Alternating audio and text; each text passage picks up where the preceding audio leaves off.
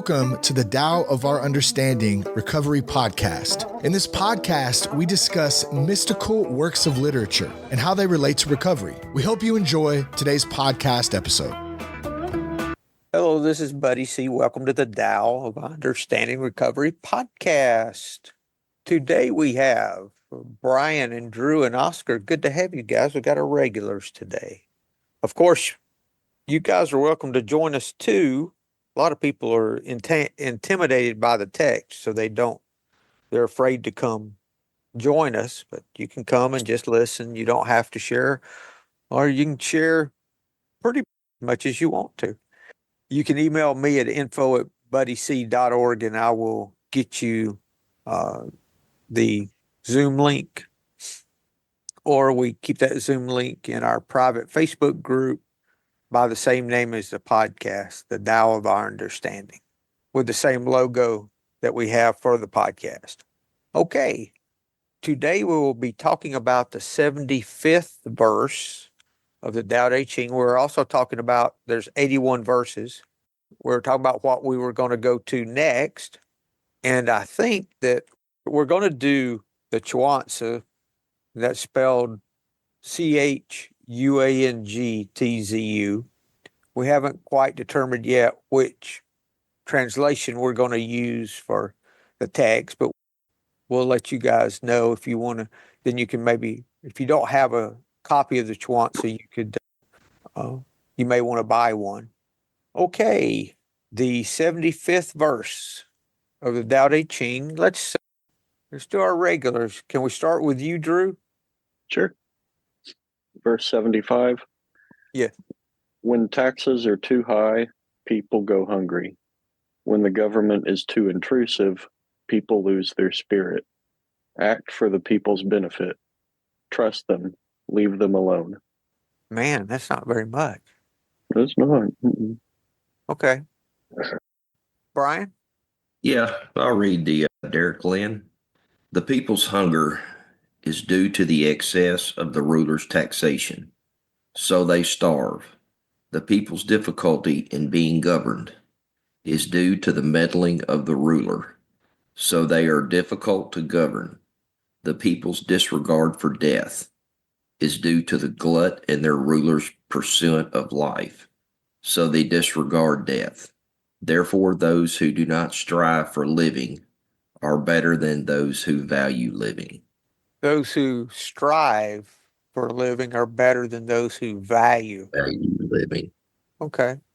Oscar, you want to read us Jonathan Starr, I believe? Yes, I will. Why are the people starving? Because their grain is being eaten up by taxes. That's why they are starving. Why are the people rebellious? Because those above them meddle in their lives. That's why they are rebellious. Why do the people regard death so lightly? Because they are so involved with their own living. That's why they regard death so lightly. In the end, the treasure of life is missed by those who hold on and gained by those who let go. Okay. When I did my interpretation, I titled this one, Stop Interfering. When we are imposed upon to give spiritually, we starve. This can be subtle, disguised in obligation and duty. First, we stop interfering in the lives of others. Second, we stop allowing others. Let me start again. First, we stop interfering in the lives of others. Second, we stop allowing others to interfere in our lives. We can then start allowing life to take its course. Without our control, motivated by love, we begin to live free of fear, even the fear of death. Okay. Why don't we use the Jonathan Starr today? I think that's probably a better translation, or it seems to be for me, unless you guys have another you'd recommend. I'd rather use your interpretation. Maybe use both of them, but I think all this talk about government and taxes and stuff, when we apply it to our own lives, I think your interpretation is where we go with it. Yeah, I think so too. Yeah, let's use those. We can use those together. That's fine. I never would suggest using mine in a, that just sounds so, I know you won't. That's why I am. okay.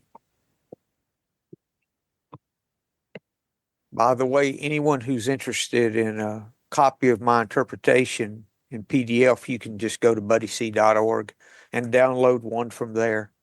My marketing lady doesn't like that. She says, you can't give it away. You got to get their email. You got to do all this other. I said, no, I'm just going to give it away. I don't want any hooks. I don't like them myself, so I'm not going to impose them on someone else.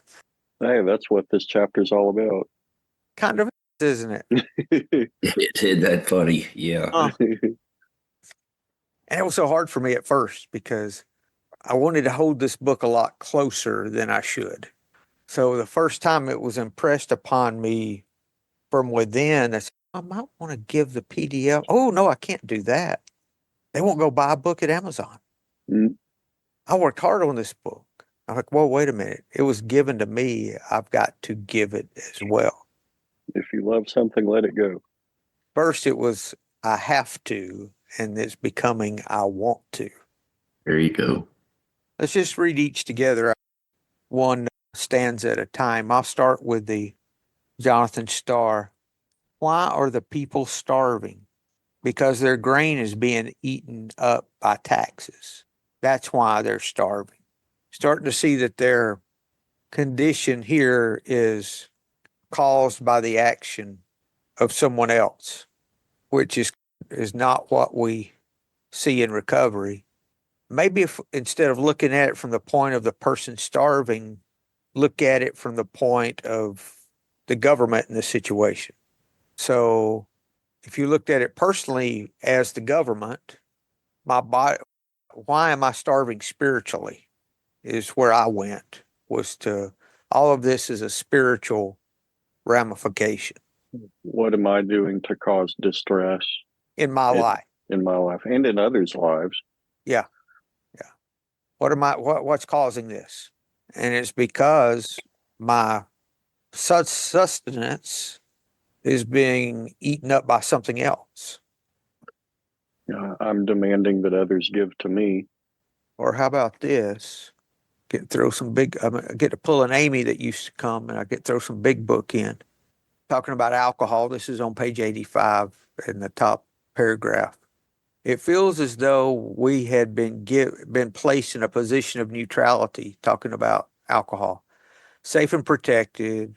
We have not even sworn off. Instead, the problem has been removed. It does not exist for us. We're neither cocky nor are we afraid. That is our experience. That is how we react so long as we keep in fit spiritual condition. So the whole idea is not about alcohol, it's about staying in fit spiritual condition.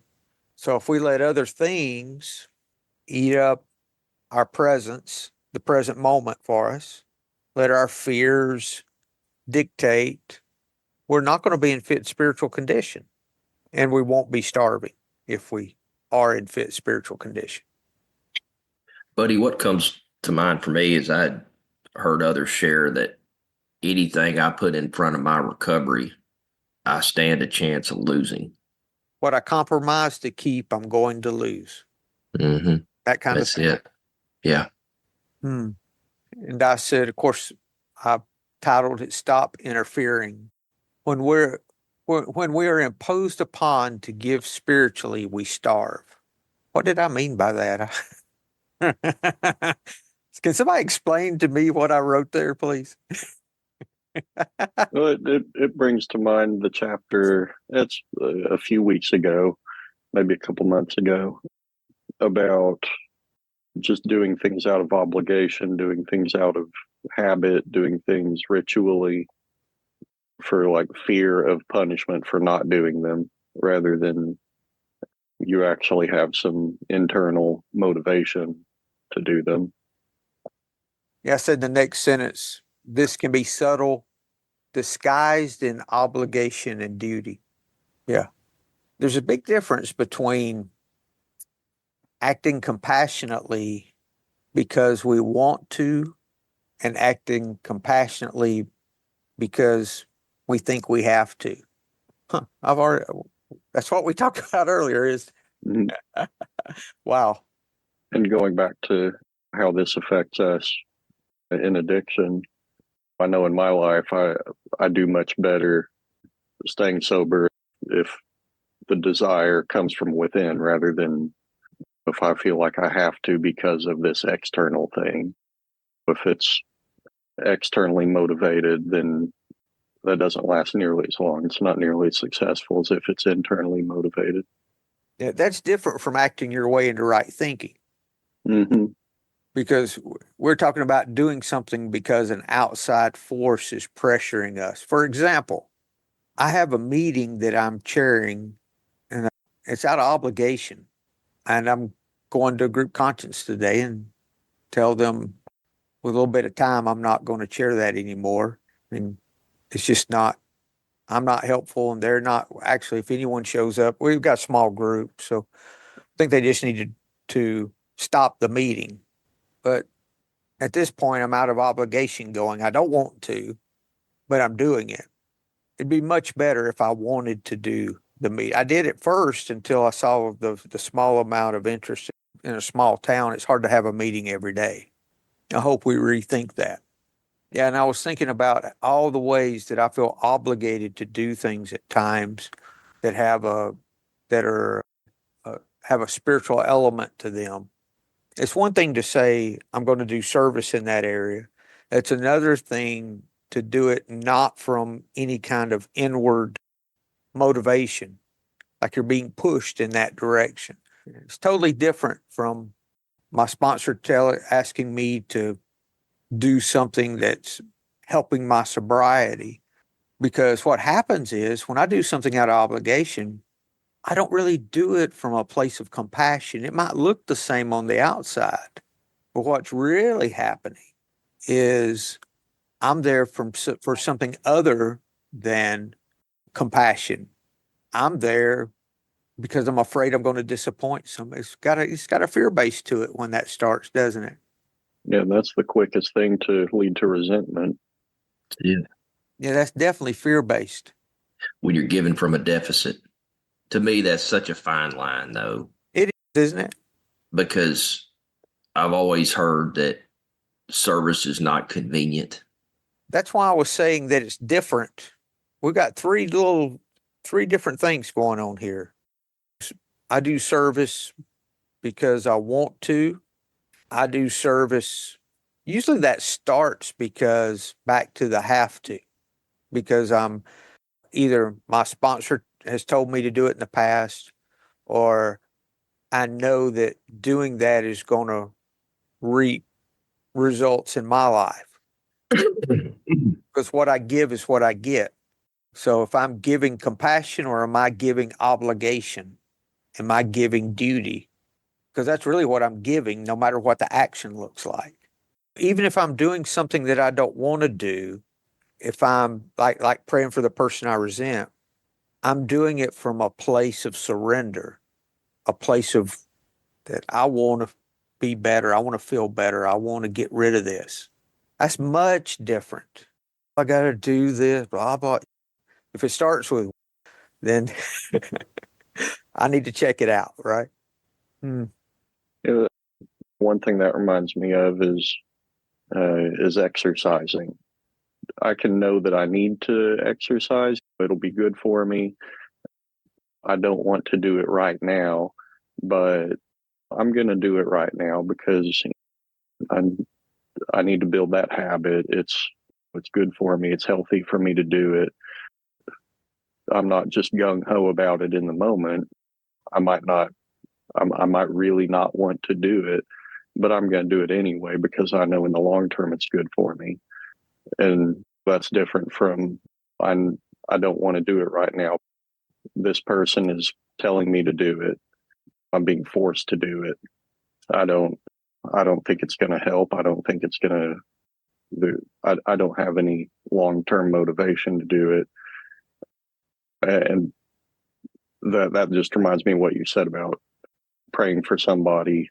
You don't really want to do it, but it's good for you. What's good for them. You don't want to, but you can see why it's good to build that habit versus being told you have to pray for this person and you just do it out of obligation. Yeah, that's a whole nother place. Mm-hmm. Yeah. Thank you, Drew. Oscar? Yeah, I also have the internal problem with my own governing, or the government who asked the taxes. I really had a life full of ambition and the need to prove myself, and the need for success and the need for money. And I asked really a lot of myself. I really projected this idea of how I should be on myself to let everybody think I was like that or something like that, some weird existential mistake that I have to prove myself to be worth living. Yeah, that's really insane. So this pressure I put on myself, I see as asking for the taxes, and by asking for the taxes, I'm plundering myself. Plundering is an English word, right? Yes. Mm-hmm. Yeah. Yeah, I'm plundering myself, and I starve. I slowly die because I'm neglected. The spiritual being I am, the spirit in me, is neglected, and it's just ego. And in some weird way, there is a ruler, which is maybe the superego. I don't know if it's correct, because superego is also a term that exists, and I don't really know what it means. But like kind of the ruler in me who decides, okay, this is the way we go, and then the people in me, so the other parts of me, the other parts of my ego, do their best to present itself as good as possible and to gain what I want and to get what I need. Really weird, because in the moment I did all this for all those years, I didn't notice this. It was just, I thought I was, that was, I thought that was what I was, who I was. Yeah, something like that. Maybe. Mm-hmm. Yeah, you reminded me, Oscar, that for me, the one in charge would be fear, and everything else. The fear is taxing me. It's the fear I'm paying for. It's the fear I'm compromising. Yeah, Eat. I also wrote that one down. The fear-based, the ego is definitely fear-based. Yeah. And then Yeah. I have to prove myself, and to prove myself, I ask taxes, Yeah. and then I'm starving. And I compromise because of my fear. And then I see that's what influences my life. And doing that, I do starve spiritually. It's you can feed your ego or you can feed your soul, but you can't feed both. Which one are you feeding? And how do you feed your soul? Because there's a podcast I used to listen to a lot, and that's how they open the podcast every time. I don't recall Mm-hmm. the podcast Yeah, I know which one you're talking about. Yeah. about which wolf are you feeding, Uh-huh. Yeah. and you starve the bad wolf, and then the good wolf. That whole. I'm like, I don't know about that. I'll share that in a minute. Oscar, go ahead. Yeah, I think the answer to your question is in the last lines of Jonathan Starr's translation. The treasure of life is missed by those who hold on and gained by those who let go. Yes, yes. He asks his guests every time. I forgot the name of the podcast. You remember it, Drew? What the name of the podcast is? I'll remember it the second we hang up. Okay. Just hang up right now and go. And then when you remember it, you come on back in. Okay. I'm just, I thought if I'm ever on that podcast, which I obviously won't be, how you do things like that in your head. And he asked me the question because they ask all their people who come on, and they have some variants of that they put a different spin on. I think it's not about that at all. It's not about feeding your wolf. It's about Is there someone else's good wolf I could feed? Hmm. That's what we learn in recovery. And I listened to that podcast like lots of times, and I never heard someone come at it from that perspective. I don't know. That's the influence of recovery, on how I think anyway. Brian? I was thinking about step 3, surrendering that will. And that's something that I was thinking about last night was Brian's will can cause Brian a lot of problems in Brian's life. And the material things, they don't, all this stuff's an inside job. It's all an inside job. That expand on what Oscar was talking about and I could still struggle with it, not as bad as I used to be, but this drive to prove that I was okay. And I had somebody ask me one time that was a therapist, and she said, is it okay for you to even be okay? And that was probably 10 years ago. And to be honest, I hadn't figured it out yet. I've made a lot of progress, but yeah, it's that inside stuff is what's difficult. Now, one thing that helps me is reaching out to others and just saying, hey, you came to mind. How are you doing? And just listening. That helps to get me out of myself. And that doesn't make sense, does it? No, it doesn't. How could you listening to someone else help you? Because if you're listening, it's not good stuff they're talking about. They're talking about their fears, their struggles. Yeah. And honestly, like, I don't sit down and make a list and say, Larry, he's in a world of shit.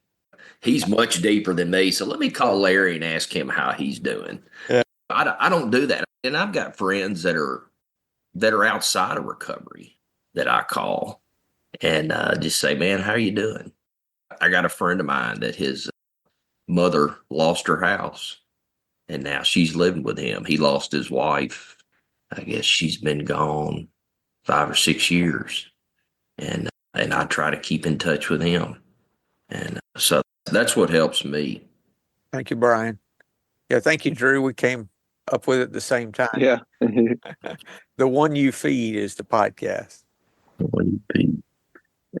I think listening for me, one way that helps me out is if somebody's telling me their troubles, what they're going through, what they're struggling with. A lot of times that leads me to be grateful that I'm not going through that.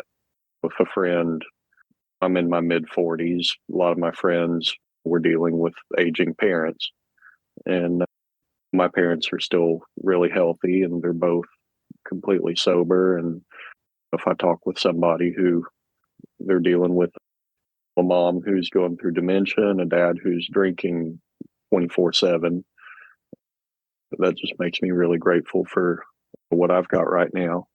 And then on the flip side of that, if somebody's telling me about a success that they've had, they got a promotion, they got a new job, they bought a big new house, their kids are doing really well in school. If I can be genuinely happy for their success, genuinely happy for what they have, then that can lead me also to be grateful for what I have. Listening to others, both in their successes and their struggles, often leads directly to gratitude for me. And gratitude for me, Drew, brings me back to the moment, brings me back to experiencing compassion in my own life and knowing that I'm cared for and taken care of. Don't know how it works, but it does. And not wishing things were different than they are. Yeah. That's usually the first step to a downward spiral for me. Now, there's a difference between wishing things were different and accepting things as they are and then seeing if there's something you can change. Yeah. That's totally different. That's a lot of people think acceptance is wishing it would as well.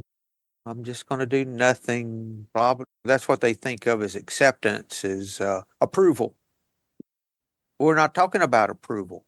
What we're talking about is acceptance, accepting it as it is right now in this moment. Has nothing to do with whether it's good or bad, or whether it's successful or not, or any of those. It's not about that at all. It's about just accepting the thing as it is right now. And you could do that with any situation that you're in. See, so take out, this is what I have to do, take out the approval or disapproval, take out all that other stuff, all the ways that I defend or attack what I'm going through, all the ways that I like or dislike, and just what it is what I'm experiencing right now. And if you come at it, what I found is if I come at it from that perspective, if I get to a place of accepting it as it is right now, I start experiencing peace before I even look to see what there is to change. And one example that brought up for me in my mind was, I don't know, maybe a year ago or so, I went outside to go somewhere and I had a flat tire. The day before, that tire was fine, and then I went out and the tire was just flatter than a pancake. And for some reason, I just looked at it and said, "Oh, I guess I need to change the tire." And I did a little bit of YouTubing because I hadn't changed the tire on that car before, and it was a little difficult. I had to, the lug nuts were on real tight. It had a couple little setbacks. I did it and learned how to change it. If it happens again next time, I'm better prepared for it. But that was me going into that with acceptance of the situation, not like you were saying resignation of the situation. Accepting that I have a flat tire doesn't mean, oh, I've got a flat tire, I guess I'll just go back inside because my car has a flat tire. I've got to accept that. Accepting it in that situation for me was, okay, I have a flat tire. I'm not going to be thinking about what I ran, what construction did I drive through, where somebody left debris on the road, or did somebody come by and slash my tire. But just, okay, I have a flat tire. What am I going to do now? Okay. And then take it to the shop, see what they say, and take it from there. But I noticed that was like kind of, I noticed while I was doing it, I'm actually handling this really well. I'm really accepting the situation. I'm doing what needs to be done rather than wishing I didn't have a flat tire or being mad about some unknown person or doing this or that.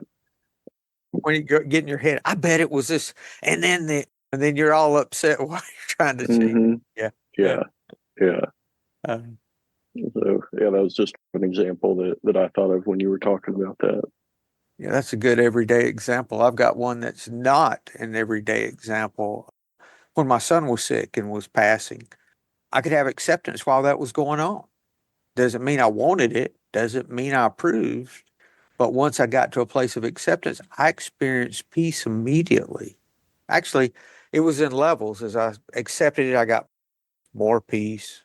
As I was going through the acceptance process, I'm sure y'all have heard me say two things I use for the acceptance process. First, thank you for everything. I have no complaint whatsoever. And the second one, I would not change blank, even if I could. I use that a lot. I wouldn't say on a daily, but maybe on a daily basis, even just unconsciously. Something's going on I don't like, and especially on trivial things. With your situation, Drew, I would have said, I would not change me having this flat tire even if I could. And as I say that, of course, I would want it to be different, but it's not. So why not accept it? And the way I can accept it is saying I wouldn't change it. And I remember while I was doing it, being grateful that it was really nice weather rather than me doing it when it's freezing cold or scorching hot. And I also remember being a little grateful that it wasn't an emergency. It wasn't before a huge meeting at work that I was going to be in trouble for not making it to. Thank you, Drew. Oscar, you have something? Yeah, it's I was fired from by a commissioning party this week. I had a huge job with them, and I worked 2 years on a project, and then they decided not to take it into production.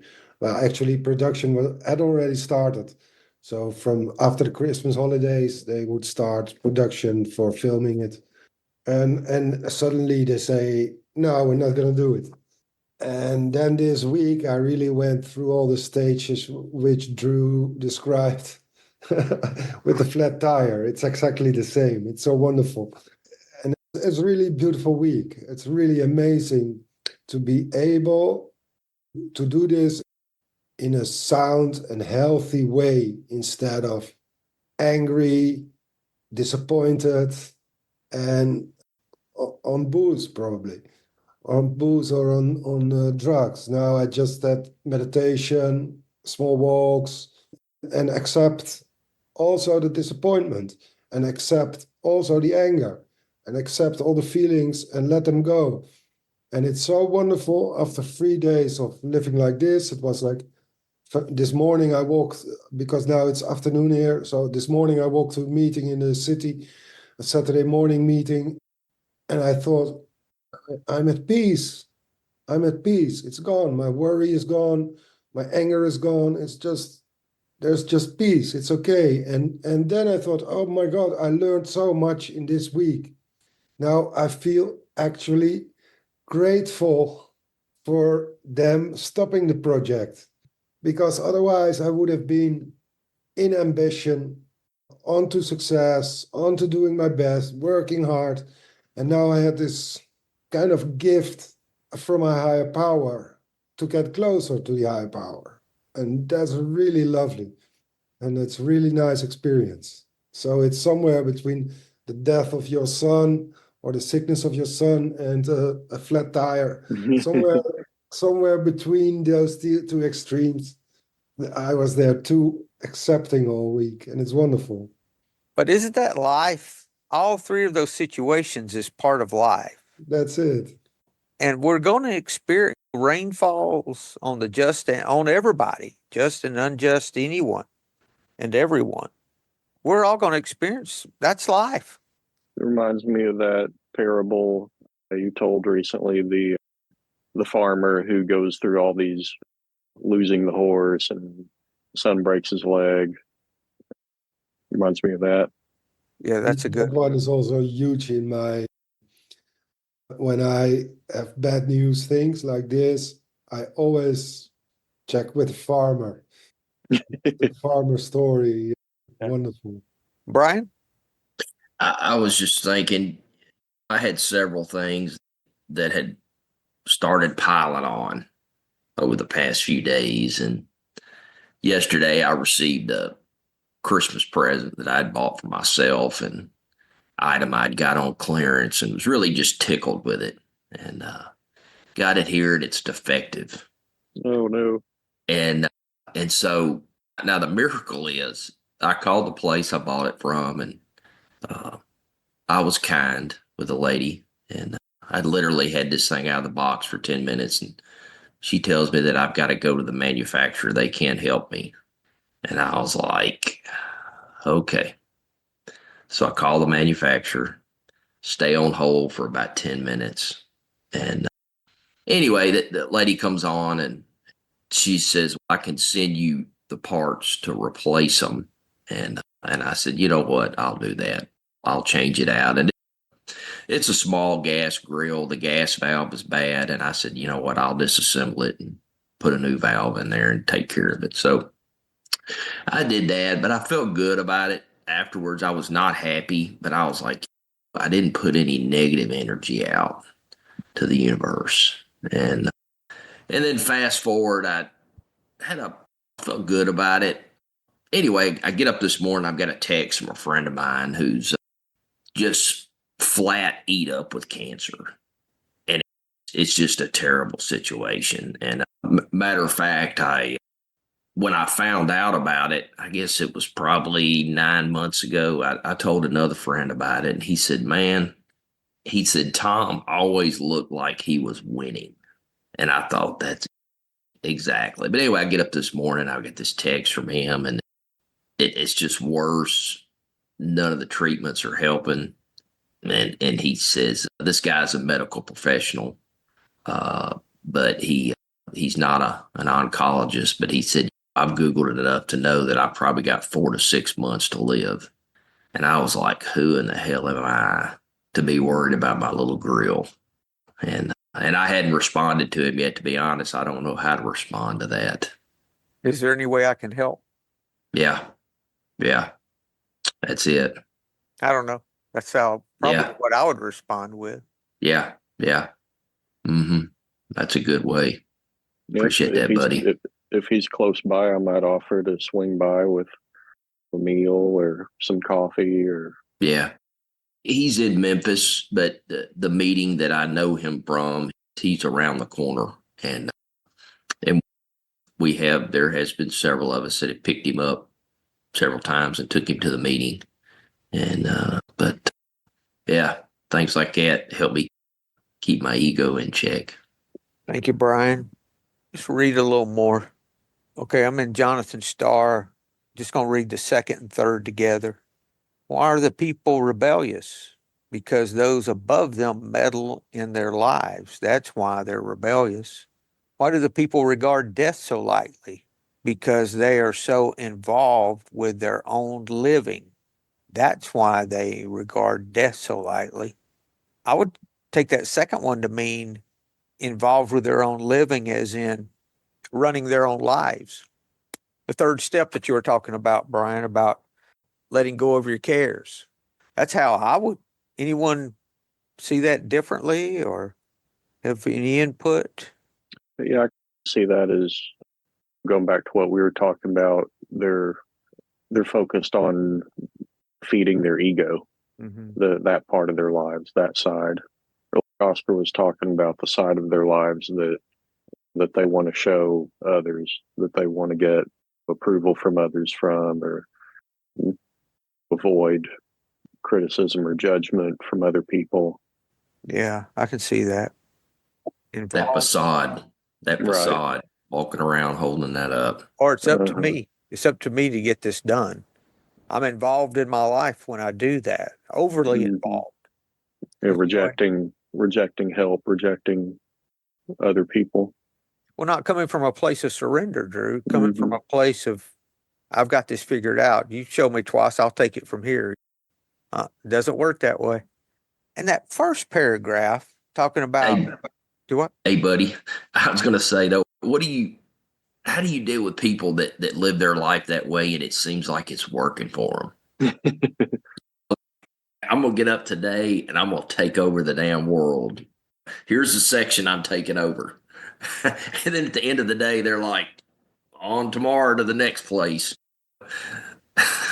I just have to say, I'm happy for them. Good for you. Good for you. I don't envy them. And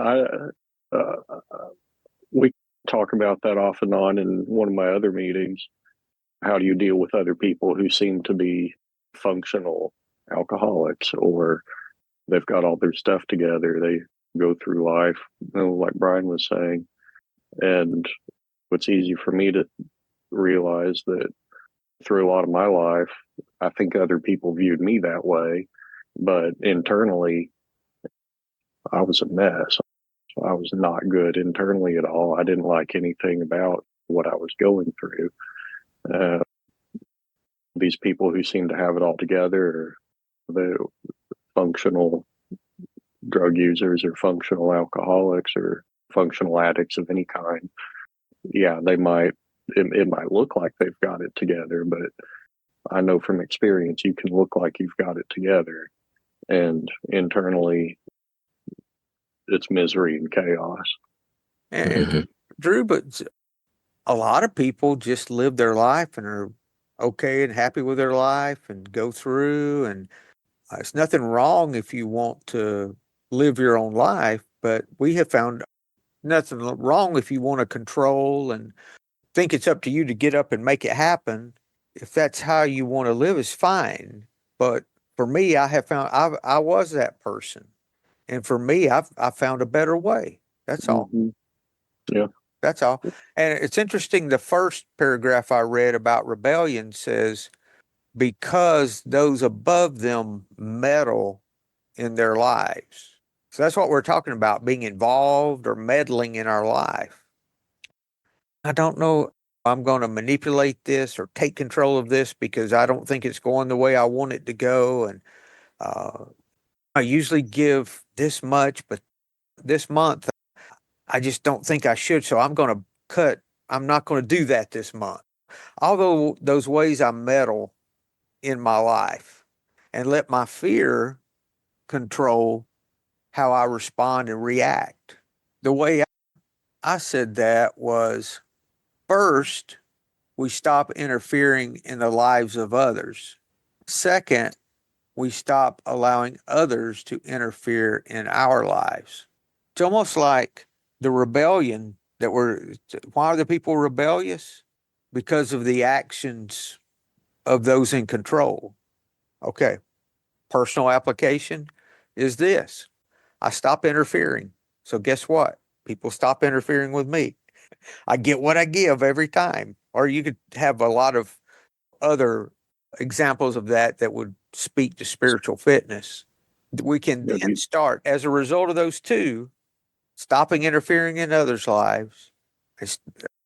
We, uh, the way we stop allowing is it stops.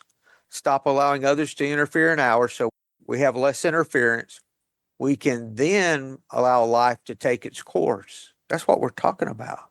Just letting life take its course without control, motivated by compassion. Yeah. I think it's a lot about respecting other people's boundaries and then also identifying your own boundaries and telling people about them and then enforcing your own boundaries. Drew, all the time that's happened with me, their life was none of my business. Was none of my business. Even though I think it is, and if they did things my way, they'd be better off. And holding my advice unless I'm asked for it. And every time I want to give advice, they never ask. I wish they'd ask me. I know exactly what they need to do. But when I say, I got some suggestions that might help them, but maybe that's not for them, whatever, they ask. Because that goes back to what we talked about at first, that we're not coming at this from a place of starvation spiritually. We've lowered the expectations. And when we lower the expectations and stop demanding, we become more helpful. Attraction, not promotion. Yes. Mm-hmm. And for me, I think that's just as simple as the golden rule. I don't want people giving me advice I didn't ask for.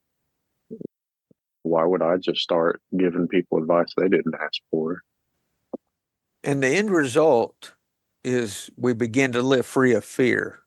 Now, I said even the fear of death, but I like the way Jonathan Starr said it better.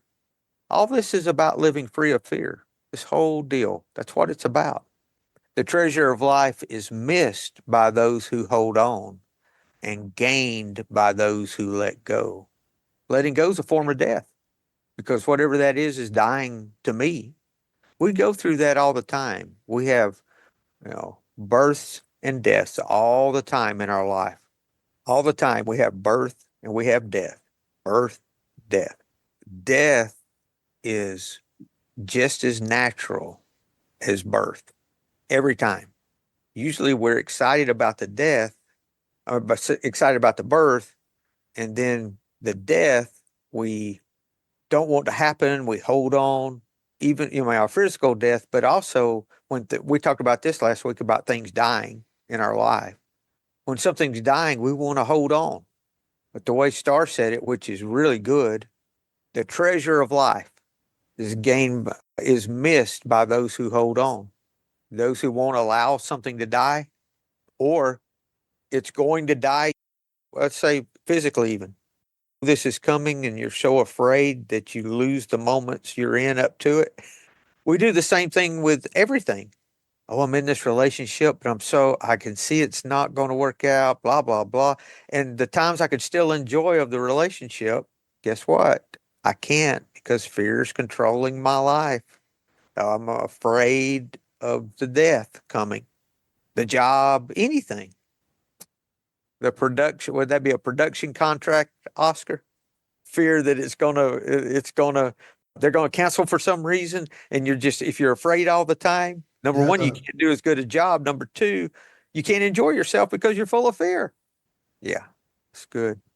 It reminds me of like a small business owner who's the business needs to get shut down. It's just hemorrhaging money, but the owner just won't shut it down out of ego or fear or whatever. So they just start working 60 hours a week and then 70 and then 80 and then 90 hours a week to keep this business alive that needs to get shut down. And while they're trying to keep this business from quote unquote failing, all the good things in life are going on without them. Thank you, Drew. I do, before we close, want someone to share the story of the farmer. We talked about it, but we didn't tell it. And I know folks probably haven't heard it. I think the story's called The Taoist Farmer. If you want to Google it, who would like to, rather than me tell it, who would be interested in telling it for me? Oscar, I know you put frontwards and backwards if you use it, right? I'll try. In English, please. English, I'll try in English. There's a farmer. He lives on the land. He has a small piece of land, and he lives with his son and a couple of horses. And one day, one of the horses disappears. And the neighbors come to the farmer and they say, "Oh my God, how bad for you! We're so sorry. How can we help you? You must feel terrible. It's very bad for you." That's the message of the neighbors. And the farmer says, "Maybe." And the next day, the horse comes back to the farmhouse and it takes 5 or 6 wild horses with it. So the neighbors come in the evening to the farmer and they say, "Oh, what beautiful, how good for you. We are so happy for you. Now you have so many horses. You must be very happy." And he says, "Maybe." And then the next day, his son tries to tame the horses and he breaks his leg because he falls off of one of the horses. And the neighbors come in the evening and they say, "Oh, how bad for your son has broken his leg. How terrible for him. And how terrible for you. Now you have to do all the work alone." And the farmer says, "Maybe." And the next day, there comes a delegation from the government because they are at war in near the border, and they collect all young men to get in the army to die. But the young son of the farmer does not get taken with them because he broke his leg. That's where the first I know ends. But That's it's good. Yeah, that's endless. more or less it. Thank you, Oscar. Yeah. Sorry. Well, it's the maybe, Brian. It is. Maybe it isn't. That's getting out of expectations, really. We don't Premeditated know, we resentments. don't know what anything is good for. We have Yeah. no Or idea. bad for, Oscar. Just because Sorry? it looks bad doesn't mean it is bad. Exactly, yeah. Just because it looks good doesn't mean it is good. Yeah, nothing is good, nothing is bad. Well, That's not a trait that something inherently has. Yeah, but we do it. We place value, either a positive value on it or a negative value. As much as I'd like to say I don't do that now, Mm-hmm. I still do that. Mm-hmm. I still do it. Mhm. I'm learning not to. And as I grow spiritually, I do that less. But it's still, that's fear. Fear raises its head. Said, "Oh, good, you're going to be taken care of in this way." or you're going to have this, or you're going to lose this. That's my fear talking every time. Those neighbors are my fear every time. Mm-hmm. The neighbors are fear. I was going to talk about the Christmas spirit, but we're out of time. Remind me next week, we'll talk about the Christmas spirit. We're going to have Christmas between now and the next meeting. Some of the listeners that don't like Merry Christmas because it's got Christ in it, try greeting someone in their language, how they perceive things, and see if it doesn't make you feel better too, give you a little bit of joy. Because that's sometimes what folks have to do. Merry Christmas, or they could say Happy Holidays, but some people, it makes them feel very warm to say Merry Christmas to them. It's a very, here, it's a very blessed greeting. In the store, everywhere, Merry Christmas. And people wonder why they feel better during Christmas. It's because they give at time. That's the only time of the year that they give expecting nothing in return in some form. Or even if you're expecting a reciprocal gift, you're out trying to find something that would please that person. So in doing that, in that giving, it makes us feel better. It does me. And that happens for some people, unfortunately, just at Christmas, and some never. But a lot of people just enjoy that at Christmas. And I realized it's a form of the Christmas spirit that I get to experience all year. I just thought that was interesting. I always like to talk about that around Christmas. Okay, guys, anything else before we close? You guys have a Merry Christmas. And Merry Christmas. Merry Christmas. You too. And happy holidays to everybody out there who does not celebrate Christmas. Christmas. Yeah, Yeah. but if somebody tells us that, Drew, we don't have to fight it. We can say thank you because it's just their language. It's their God language, their love language. So what is different than ours? That's just life. If somebody celebrates Christmas and they know the other person doesn't, it's rude to tell them Merry Christmas.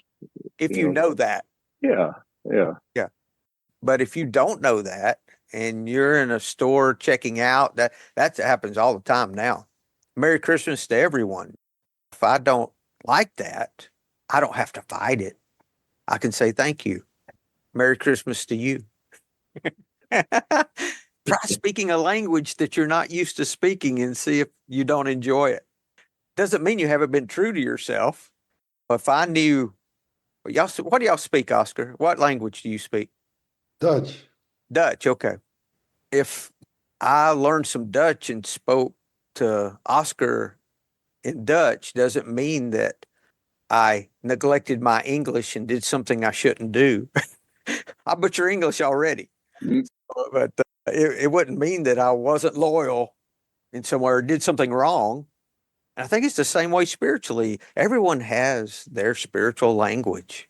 And so when somebody's interacting with us with that, if we know we can interact back, even though it might not be our favorite language, we might not know very much, we might not like the language, but we can honor, respect, and respond in kind and see if it doesn't work for you. That works for me. If somebody wished happy whatever, Kwanzaa, whatever, I'd wish that back. That's more that what we give is what we get, what we give, right? Mm-hmm. All right. Anything else, guys? All right. That's it. Y'all have a Merry Christmas, and we'll see you next week, hopefully. Yep. Bye, guys. All right. Y'all have a good Bye. one. Yep. Bye-bye. Hello, this is Buddy C. I wanted to make you aware of several recovery-related resources that I've posted in the episode description. These resources include a list of recovery podcasts, a free sober meditation app, daily recovery email, shared Google recovery calendars. Hope you put some of these resources to use and have a great week. Thank you for listening to the Tao of Our Understanding Recovery Podcast. If you enjoyed this episode, please share it with your friends in recovery.